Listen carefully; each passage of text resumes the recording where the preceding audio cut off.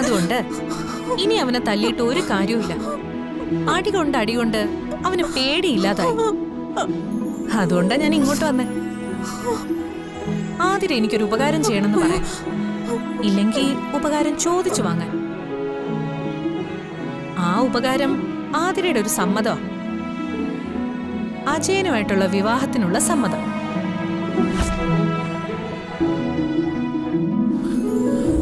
ആ സമ്മതം എല്ലാവരെയും അറിയിക്കുന്നതോടെ സന്ദീപിന്റെ കയ്യിലും കാലിലും മുറുകിയിരിക്കുന്ന കെട്ടുകൾ അഴിയും. അവൻ തിരിച്ചു വരികയും ചെയ്യും.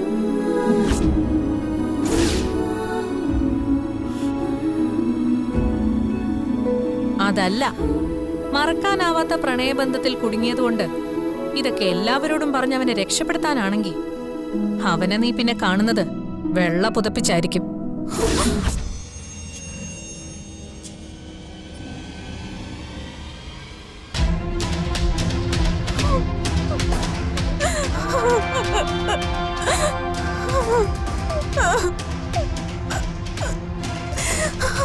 നിന്നെ ഒന്ന് സ്നേഹിച്ചതുകൊണ്ട് മാത്രം അവനെ കൊല്ലണോ ആതിരെ?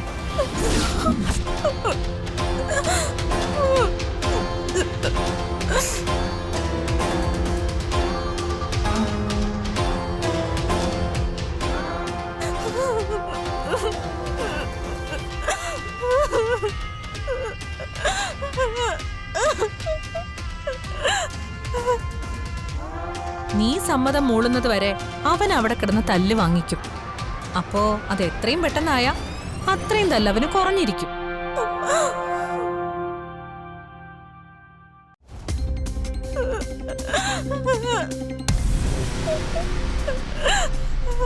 ഇതിന്റെ ഒന്നും ആവശ്യമില്ലായിരുന്നു എനിക്ക്. ഇത്രയും സംസാരിക്കേണ്ട കാര്യവും ഇല്ല.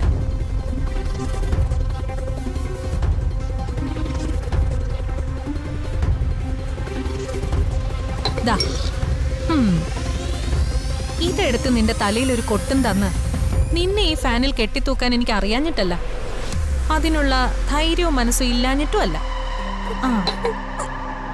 സന്ദീപും അനഘയും തിരിച്ചു വന്ന് ജീവിക്കുന്നത് നീയൊക്കെ കാണണം. അതാണ് എന്റെ അനിയത്തിയുടെ അതേ ഇഷ്ടത്തെ പിന്തുടർന്ന നിനക്കുള്ള ശിക്ഷ.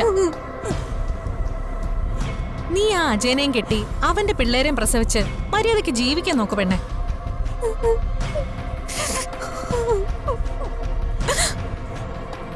കുടിലി കിടന്ന് കൊട്ടാര സ്വപ്നം കണ്ട് സന്ദീപിനെ കൊല്ലരുത്.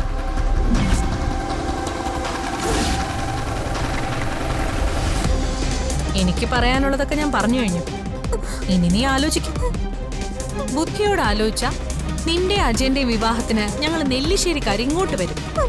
ബുദ്ധിമോശം കാണിച്ചാ നിങ്ങൾ വൃന്ദാവനംകാര് സന്ദീപിന്റെ മരണത്തിന് അങ്ങോട്ട് വരേണ്ടി വരും. അവനെ പലപ്പോഴും ചേർത്ത് പിടിച്ച നിന്റെ കയ്യിലാ ഇപ്പൊ അവന്റെ ജീവൻ.